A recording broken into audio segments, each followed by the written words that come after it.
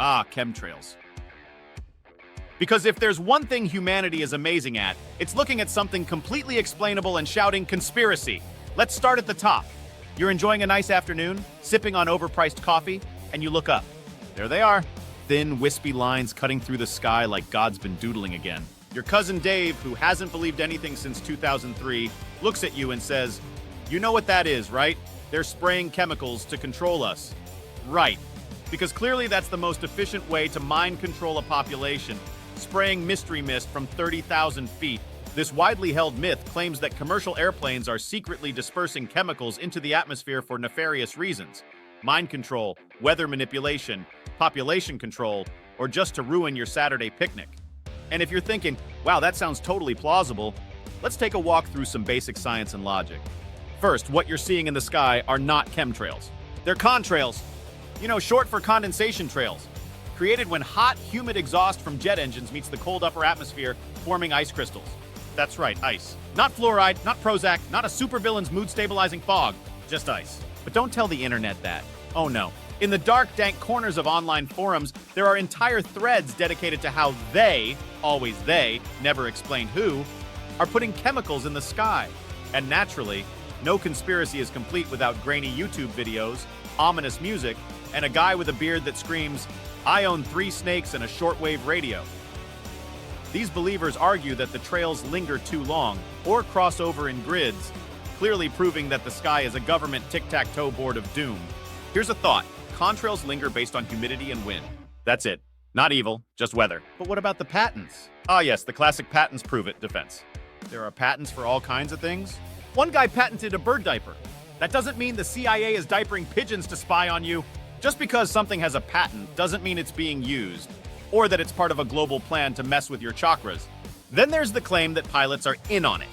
Sure, all 600,000 pilots worldwide, sworn to secrecy, risking their careers to spray chemical crop circles on Boise. Makes total sense, except for the tiny problem that fuel costs money. A lot of money. Airlines won't even give you a full can of soda, but they'll spend billions to fog up your afternoon jog. Absolutely airtight logic, my dude. Let's not forget the piece de resistance. I feel sick when the chemtrails are out. Ever considered you just hate jogging? Or maybe you're allergic to the pollen, not the non-existent mind mist in the sky. Here's a pro tip. Feelings aren't facts.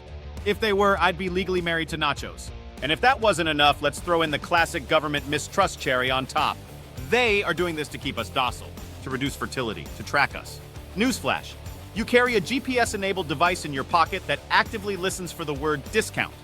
They don't need chemtrails. You already tell Alexa everything, including your embarrassing pasta orders at 3 a.m. And oh, because no conspiracy theory is complete without a state law being misread like it was written by a lizard in a suit, let's talk about Florida's weather modification law. Yes, the Sunshine State, known for hurricanes, gators, and being America's weird little brother, has an actual statute about weather control. Cue the gasps. Conspiracy theorists immediately took this as Exhibit A in the chemtrails are real court of nonsense. Here's what the law actually says. It's a regulatory framework for any weather modification experiments. Like cloud seeding to make it rain. A practice that's been around since the 1940s and is about as clandestine as your grandpa's arthritis medication. The law ensures that if someone is going to mess with weather, like during drought relief, they need to file paperwork and not accidentally rain on your cousin's wedding. That's it. Regulation, not secret permission to launch a chemical apocalypse from Delta Flight 243. But according to the conspiracy crowd, this is solid proof the government is orchestrating chemtrail ballets in the skies. Because clearly, if a law exists to regulate something, it must be part of a secret operation. By that logic, traffic laws mean the government is microchipping squirrels to direct rush hour. Reality check. Weather modification isn't new, isn't secret, and most definitely isn't about mass mind control. It's about farmers getting some rain without having to do a ceremonial rain dance in Crocs. And no, the presence of a law doesn't mean there's a conspiracy. It means someone once thought, hey, let's not let random people mess with the weather without permission. Honestly, more laws should be that sensible. Like one for regulating the number of MLM invitations I get on Facebook. So what's the harm in believing this? Aside from annoying every meteorologist and pilot on Earth, it distracts from real environmental issues. You want to talk about things in the air that are actually bad? Try carbon emissions. Try actual pollutants. The things we can measure do cause problems and should be regulating.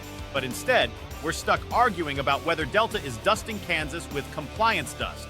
Here's something helpful. If you see trails in the sky and feel concerned, do a quick weather search. Check humidity at high altitudes.